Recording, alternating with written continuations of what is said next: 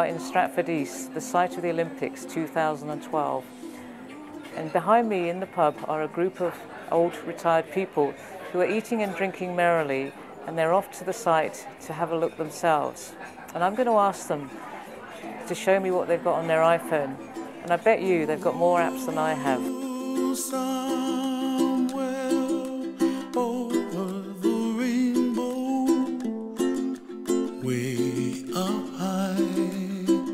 My dream is to make computers engaging, accessible and exciting to as many people as possible. I'm particularly interested in people who are getting older and retiring. So here we are at the site of the Olympics 2012, and over here on the left is a huge stadium, a beautiful structure, and to its right is a helix obelisk type thing. I'm not sure what it is, but there's a lot of creativity gone behind its inception and its design. And I'm sure it's going to be an amazing central point of the Olympics stadium. And then to the right we can see Zaha Hadid's aquatic centre. And this again is a beautiful structure, a very simple design, and it's got a sort of scallop shape to it. And inside I'm sure it's just as beautiful. And I think Zaha has tremendous creativity, and I'd like to think that I'd have some of that in my dream fellowship. I'd like old people to think of computers not as something to be feared, but as something to look forward to using, even playful. But that requires rethinking the relationship between ICT and aging. So far, a lot of work has focused on developing technologies for what's called assisted living. An example is an intelligent pill box that tells you which pills to take and at what times of the day to swallow them. I want to get away from that prosthetic device approach and instead engage old people in designing technology themselves using current toolkits so that they are in control of their interactions with the technology and the environment. I'd like older people themselves to be involved in thinking about the design and use of technology to solve problems that they care about, such as loneliness, isolation, and even what to do in the post-pension era.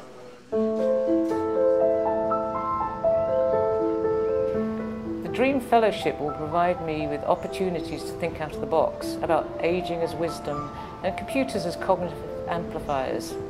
In particular, it will allow me to think the unthinkable, even to rethink what it means to be human.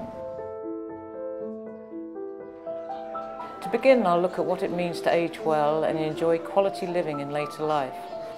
But to truly think out of the box, I need to do something more. So this is where I thought I would do something quite different. I'm going to study creativity and cooking. You might well ask, what? Well, my idea is to juxtapose the challenges of aging with the understandings of creative cooking. I plan to move back and forth between the two. I'm going to start by going behind the scenes and observing what goes on in kitchens. For example, what goes on in a kitchen like this one at this pub, where they have to cook 30 meals and have them all at the same time for parties like this. What kind of collaboration and intense coordination is required. I'm also going to go to some of the kitchens of the top chefs like Weston Blumenthal and see how he comes up with new dishes, new menus, and what kinds of ingredients he uses to do that, so that intense creativity. So I'm going to go on a training course myself to learn about the art and science of creative cooking.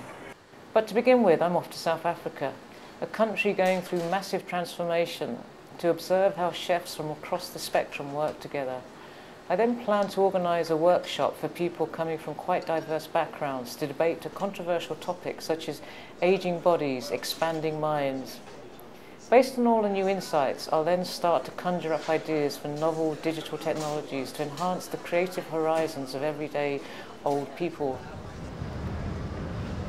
So I've just started my job at University College London at UCLIC, and this is my second day, and I commute from Brighton, and I got off the train here at Warren Street, walking down Tottenham Court Road, when I looked up and I saw this bicycle outside this store, but actually it's a cafe, it's a coffee shop. And I walked in because I was just intrigued. And there's something about the way in which this has been designed, that there's a lot of care and thought gone into it. So if you look over here, there's a tree stump where all the sugars and stuff are on. And they also make really nice coffee and lovely tea. And then the lighting, if you look up there, is just a few light bulbs. So I think there's a lot of creativity gone into this, and I'm going to come here each day to be inspired.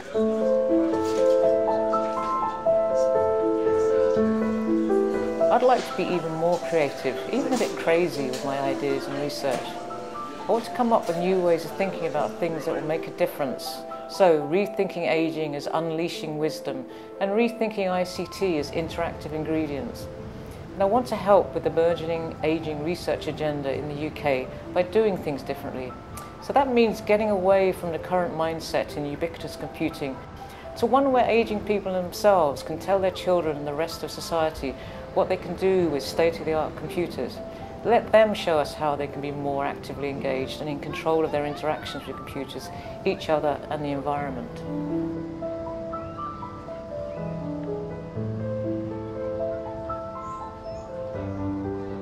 So I'm about to embark on my dream fellowship now to rethink aging, to rethink cooking and rethinking ICT as interactive ingredients.